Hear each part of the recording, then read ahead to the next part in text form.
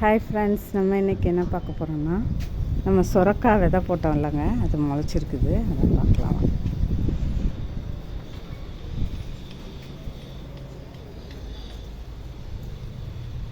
இது பாருங்கள், ரெண்டு விதை தான் போட்டேன், ரெண்டுமே முளைச்சி வந்துருக்குது.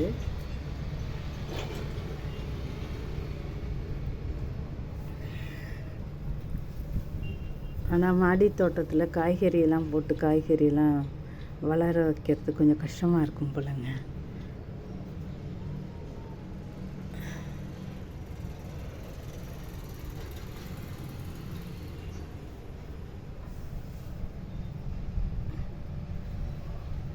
பாருங்க, சுரக்காய் இலை இந்த மாதிரி தான் இருக்கும்.